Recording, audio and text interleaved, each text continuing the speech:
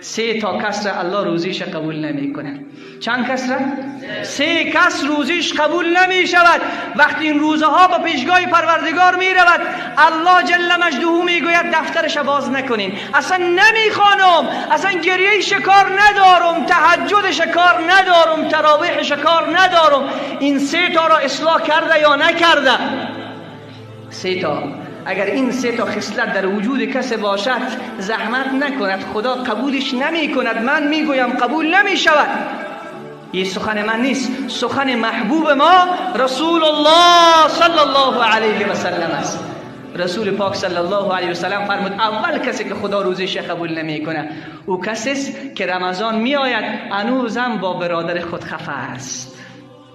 رمضان می آید هنوزم با مادر و پدر و همسایه و رفیق و دوست و مسلمان خفه است، قلبش پر از کینه هست، پر از کینه.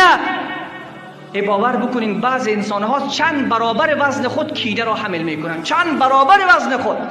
بسیاری ها رفتن به حج، به خانه الله، خانه پاک الله، ولی این فاضلات امرای خودشان بردن، این کینه ها و بغض ها را بردن. من کسی را سراغ دارم که رفته بعد از 2 سال به زیارت مادر خودش، همین که دروازه را باز کرده دیده که برادر بزرگش پیش مادر نشسته است، از همون جا دوباره برگشته. السلام علیکم برادران و خواهران اسلامی. شخصانی که در ماه شریف رمضان میخواهند سفر به حج کنند، یک ماه با نرخ ارزان $1900 از شرکت مهاجر تور است. خودی حاضر در نامرهای روی اکران بوده زنگ زنید. در این شرکت برادران تاجیک خودمان است. آنها گفته نماند این نرخ تنها برای ابونچی‌های ما روی فرد است. از نام کانال ما مراجعه کنید. الله مهربان حجتان را قبول بفرماید. آمین. این فکر میکنه دیگر خدا مثل همین لباس لیلامی است که من به توسط پول خود خدا را میخرم. نه عزیز من، رسول الله صلی الله علیه و سلم فرمود الله جل مجدوه روزه کسی که او کینه دارد، بغض دارد، دشمنی نسبت به برادر خود دارد، الله به درگاه خودش قبول نمیگرداند.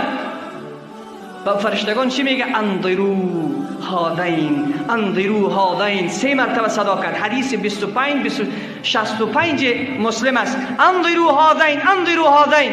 ایره بانین تا زمانی که صلح نکرده روزیش قبول نمیکنم. ایره به خواهران من خبر برسن. عزیزان من، اونهایی که فکر میکنن ما ببخشیم، ما عفو بکنیم، ما کم میشیم، نه. شاید انسانهایی باشن که بگوین اگر ما گذشت بکنیم اون به جنت میرود. نه، اگر تو گذشت کردی و آغوش خود را باز کردی، الله تو را به جنت میبرد. هیچ بهانه نمیشود، هیچ بهانه را خدا قبول نمی کند. اول او شروع کرد، دخترش به من نداد، پول مرا گرفت، زمین مرا گرفت. بهانه ها نمیشود. اون مسلمان است، باید برای الله آغوشت را باز کنی و الا خدا روزه را قبول نمی کند. دوم، کسی که روزهش قبول نمی شود کسی که روزه گرفته اما چشمش روزه نیست. دیگه خطرناک نیست؟ خیلی خطرناک است. کسی که چشمش روزه نیست، نمیخورد، نمی نوشد، تشنه است، گرسنه است، کارم میکند، اما 2 تا چشمش تمام روز میتره، 2 تا چشم در حرکت است، تمام روز ذخیره و تمام روز آتش جهنم را تولید میکند. 2 تا چشمش به سریال، به تلویزیون، به فیسبوک، به دختر، به فلان، به بسم الله. رسول الله صلی الله علیه و سلم فرمود کسی که 2 تا چشمش روزه نیست الله روزیش قبول نمیکنه. و بعد فرمود رسول پاک صلی الله علیه و سلم کسی که زبانش روزه نباشد.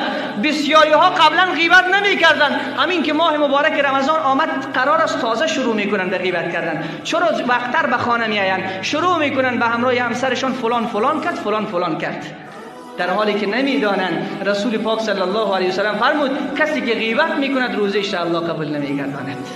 الله با ما شما توفیق عمل نصیب بگرداند. سروران من، عزیزان من، بیاییم که ما با پروردگار خود پیش از این که این ماه بیاید صلح کنیم، با تمام معنا داخل این دین شویم، با تمام برنامه‌های خود داخل این دین شویم. و آخرین خواهش من این است عزیزان من، نباید تلویزیون در خانه باشد، اما در ماه مبارک رمضان که اهم است نباید نگاهش بکنی و الا خود را زحمت ندهیم که خدا فریب نمیخورد. سروران من، از تلویزیون سریال دور بکن. اگر خودت نگاه نمی کنی دخترت نگاه میکند، روزه هست. چرا اون خواهر مسلمان مرا که روزه گرفته زحمت کشیده روزیش را به باد میدهیم؟ ما پدران همسرمان نگاه میکنه چرا روزیش به باد میدهیم؟ فرزندان ما نگاه میکنه چرا روزیش به باد میدهیم؟ شک در این نیست وقتی به اون نگاه بکنن اون گناه است، اون معصیت است.